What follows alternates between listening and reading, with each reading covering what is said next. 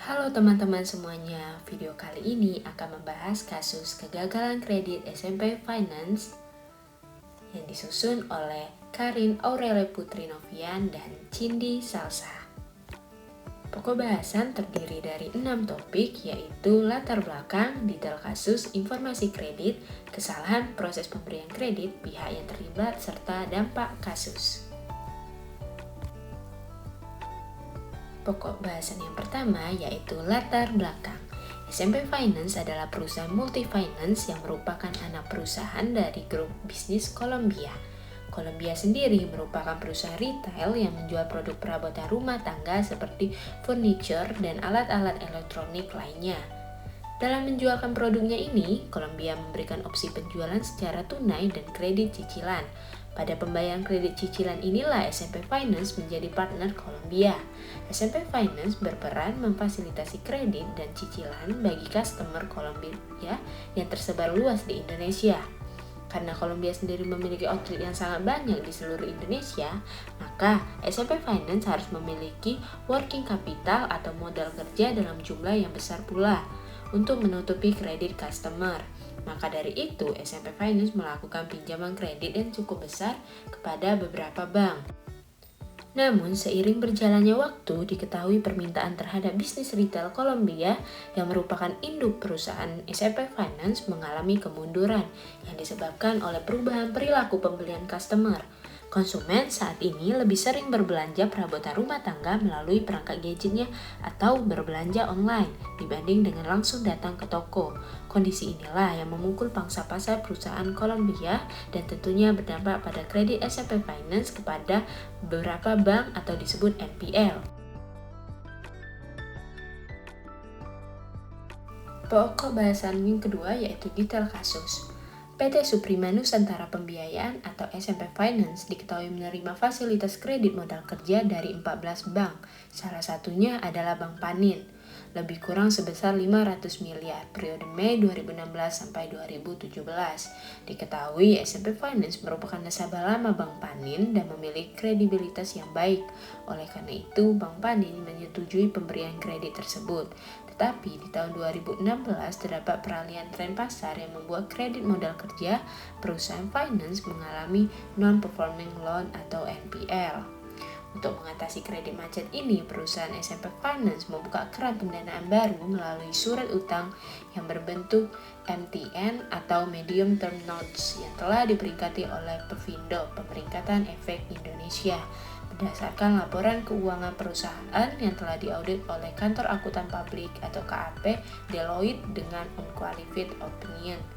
Namun ternyata diketahui terjadi pemalsuan data oleh SMP Finance. Di antaranya SMP Finance melakukan manipulasi piutang dagang perusahaan. Dalam laporan keuangan tersebut, SMP Finance membuat piutang fiktif melalui penjualan fiktif.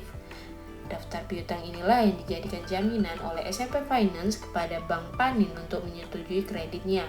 Dalam mendukung aksinya ini, SMP Finance memberikan dokumen fiktif yang berisi data customer Columbia. Di lain sisi, Deloitte sebagai auditor laporan keuangan SMP Finance sangat disayangkan gagal dalam mendeteksi adanya skema kecurangan ini. Deloitte malah memberikan opini wajar tanpa pengecualian atau unqualified opinion. Pokok bahasan yang ketiga adalah informasi kredit. Berikut merupakan informasi kredit yang diberikan oleh Bank Panin kepada PT SMP Finance. Yang pertama ada jenis kredit, yaitu kredit modal kerja dengan fasilitas pinjaman rekening koran.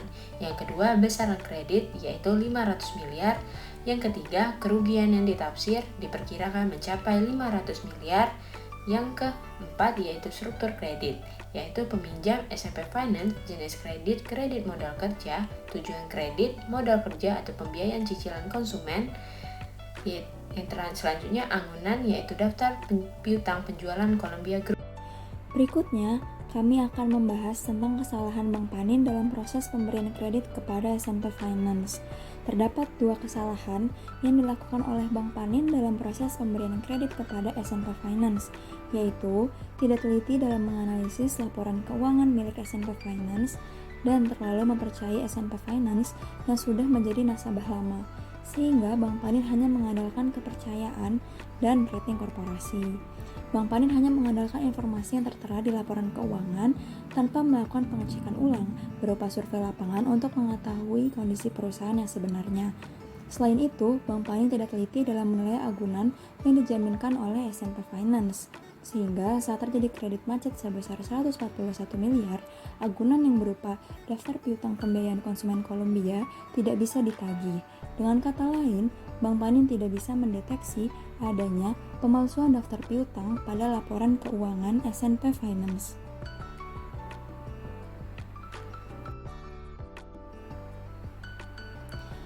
Dalam kasus ini, tentunya cukup banyak pihak yang terlibat. Yang pertama, ada Bank Panin sebagai bank yang memberikan kredit modal kerja dan pinjaman rekening koran kepada S&P Finance yang kemudian mengalami kerugian sebesar 500 miliar rupiah akibat kegagalan kredit PT S&P Finance. Kedua, PT S&P Finance sebagai debitur yang melakukan tindakan penipuan jaminan piutang fiktif dan tidak mampu membayar hutang kepada Bank Panin.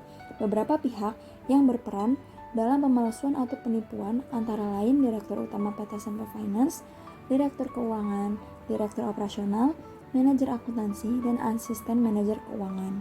Yang ketiga, Columbia Group yang merupakan induk bisnis dari S&P Finance yang data pelanggannya digunakan untuk membuat daftar piutang fiktif.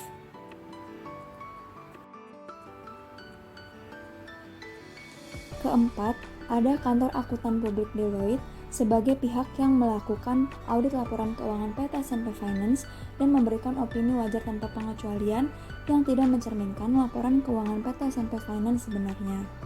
Kelima, ada PT Pemeringkat Efek Indonesia atau Pevindo sebagai pihak yang memberikan peringkat PT S&P Finance. Pada Maret 2018, PT S&P Finance memiliki predikat stable.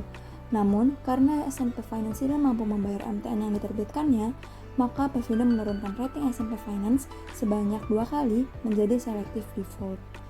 Keenam, investor MTN S&P Finance, yaitu sebagai korban yang melakukan investasi kepada S&P Finance dengan membeli medium term notes yang diterbitkan oleh PT S&P Finance.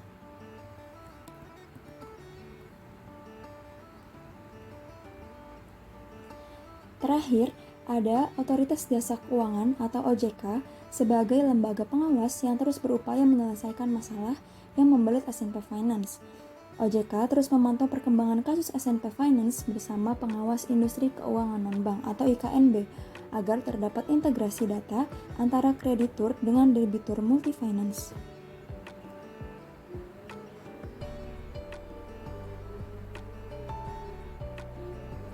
Kasus ini berdampak dan merugikan beberapa sektor, yaitu diantaranya sektor perbankan, multi-finance, dan pemerintahan. Pada sektor perbankan, kejadian ini tentunya mencoreng reputasi. Total tunggakan S&P Finance kepada 14 bank yang menjadi korban adalah sebesar 4 triliun. Perbankan telah mempercayai hasil audit KAP Deloitte karena merupakan auditor internasional dengan standar yang tinggi. Namun ternyata hasil auditnya tidak menunjukkan yang sebenarnya.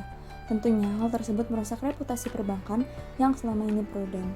Terlebih, bank yang menjadi korban adalah bank dengan manajemen risiko yang bagus.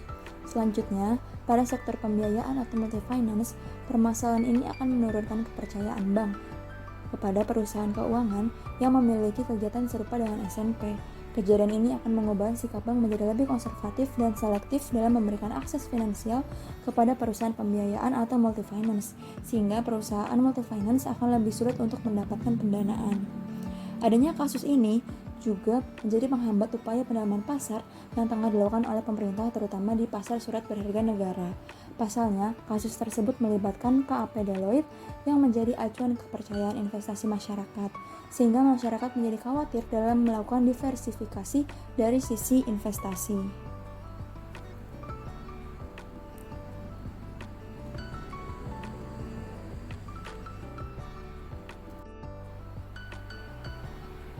Sekian pemaparan materi dari kelompok kami, semoga dapat bermanfaat dan sampai jumpa di video berikutnya. Terima kasih.